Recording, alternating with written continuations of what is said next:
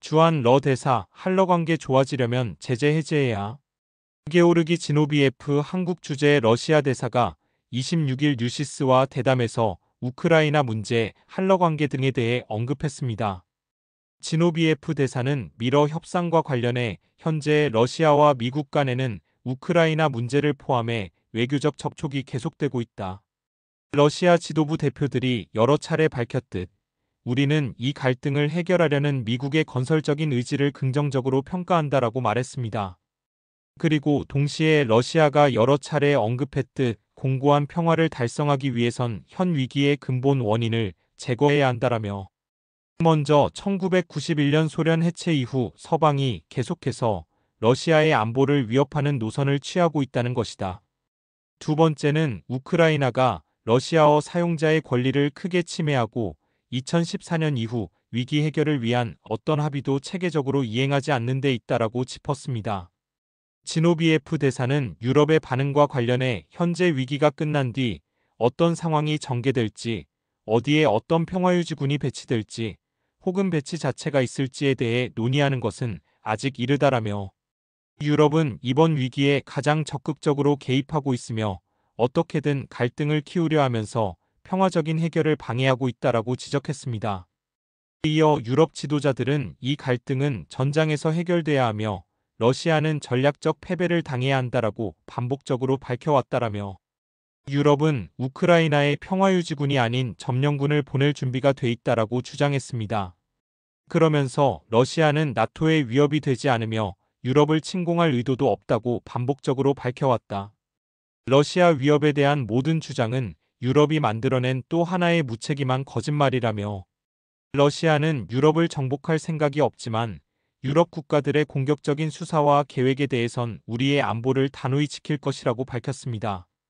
지노비에프 대사는 영토 관련 질문에 러시아군은 헌법에 따라 러시아의 영토 보전을 지키기 위해 모든 노력을 기울일 것이라며 현재 외교적 접촉이 진행 중이며 이 협상에 직접적으로 참여하지 않는 상황에서 그 경과나 잠재적인 결과에 대해 언급하는 것은 적절하지 않다라고 답했습니다.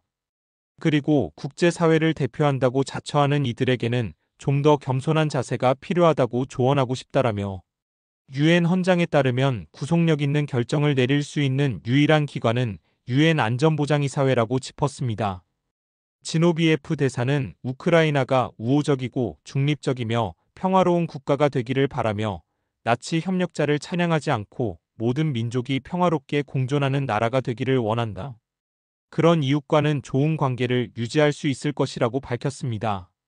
이어 전후 재건과 관련해서는 인프라 건설 분야에서 국제적으로 인정받는 역량을 가진 한국 기업들이 피해를 입은 러시아 지역에 진출하길 기대한다.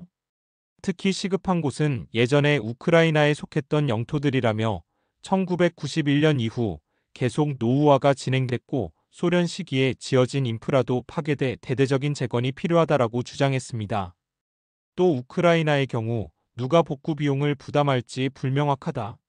현재 우크라이나 정부는 그러한 여력이 전혀 없으며 서방 납세자들의 지원에 의존하고 있다.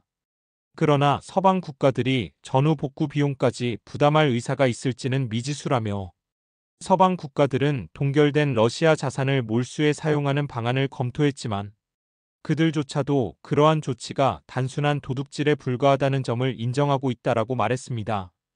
지노비에프 대사는 전쟁 범죄에 대한 국제조사와 관련해 우크라이나는 전쟁 초기부터 러시아에 대한 전례 없는 거짓과 허위 정보 캠페인을 벌였다.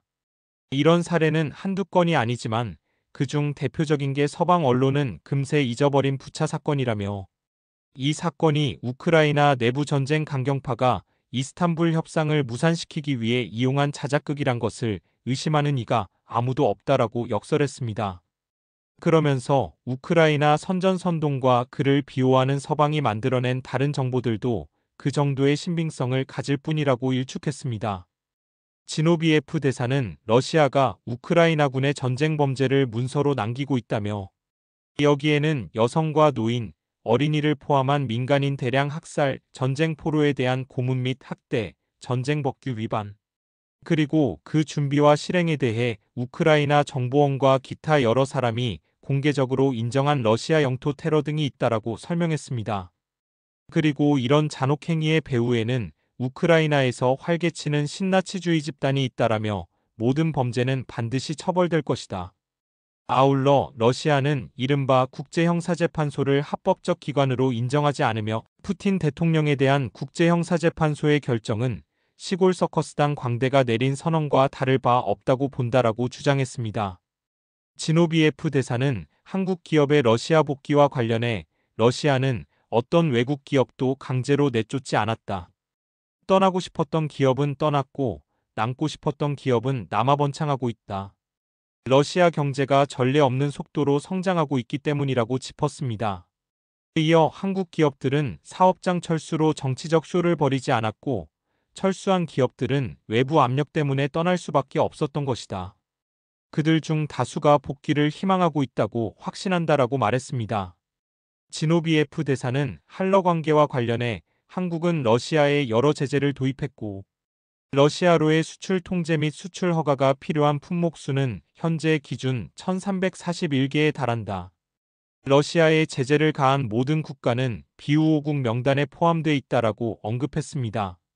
그리고 정치 경제적 관계 복원과 양국 기업 간 협력 정상화를 위해서는 이러한 제재가 해제돼야 한다고 본다라며 물론 우리는 이것을 강요하지 않으며 이 문제를 해당 국가들의 판단에 맡기고 있다라고 답했습니다. 또 직항 항공편 복원 문제를 언급하며 현재 러시아와 한국 간 직항 노선이 없는 것은 오직 하나의 정치적 메시지, 즉 양국 국민이 쉽게 접촉하는 것을 원하지 않는다라는 것을 의미한다라며 과거 한국 정부의 초청에 응해 사할린 등 러시아에서 한국으로 이주한 러시아 국민, 이른바 고려인들도 직항편 부재로 가족과 재회하지 못하고 있다. 우리는 이 상황을 해결하고 싶지만 안타깝게도 한국 측은 별다른 의지를 보이지 않고 있다라고 밝혔습니다.